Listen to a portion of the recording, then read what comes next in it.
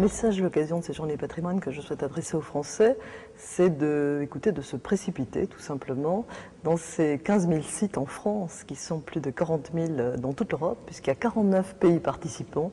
Et une fois de plus, c'est la France qui a ouvert la voie, et c'est quand même une fierté, pour découvrir tout simplement ce qui est une passion française, notre patrimoine, particulièrement au fond renouvelé cette année, à travers le thème patrimoine et création. Et je pense que c'est un thème tout à fait pertinent. Finalement, la création contemporaine a toujours trouvé sa place dans le patrimoine. Cela, sous François Ier, quand il y avait la Renaissance dans les châteaux médiévaux, à toutes les époques, bien sûr, Louis XIV, naturellement, nécessitait au fond de faire du contemporain, au fond dans du patrimoine. Et bien sûr, Malraux, on a tous en tête Soulages à Conques, les plafonds de l'opéra.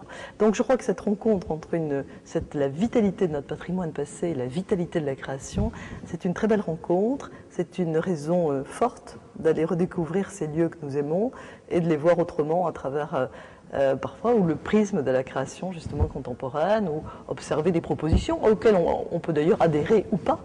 C'est vrai que fêter un 25e anniversaire, c'est vraiment, ça montre en tout cas qu'il y a déjà une longue histoire qui s'écrit un peu plus chaque année.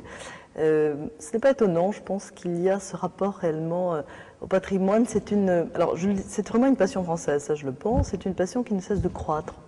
Ça déchaîne les passions, on le voit. On ne peut pas parler de patrimoine sans qu'aussitôt tout le monde se mobilise. Je l'ai vécu pour un élément très, très ancien qui est la grotte de Lascaux avant l'été, où il y a eu aussi un moment de grande passion générale autour bien justifié d'ailleurs autour de ce chef-d'œuvre, et nous le partageons avec l'ensemble de l'Europe, et ça montre bien qu'il y a une identité culturelle européenne. Donc c'est vraiment un moment où toute l'Europe se rencontre autour d'une passion, et c'est pour ça que pendant la présidence française, moi je porte avec le plus de force possible le projet d'un label du patrimoine européen, dont j'espère que ça va devenir communautaire, et qui justement permettra de recenser tous ces lieux qui font l'histoire d'un pays, qui ne seraient pas forcément des lieux inscrits au patrimoine mondial de l'UNESCO, mais qui sont des lieux qui font l'histoire. Par exemple, en France, c'est aussi bien l'abbaye de Cluny que la maison de Robert Schuman, par exemple, ou le palais des papes à Avignon, ou dans d'autres pays, les usines de Gdansk, par exemple en Pologne. Les usines de Gdansk ne seraient pas au patrimoine mondial de l'UNESCO, mais c'est un lieu identitaire. Et ça serait la réunion de tous nos lieux identitaires de patrimoine.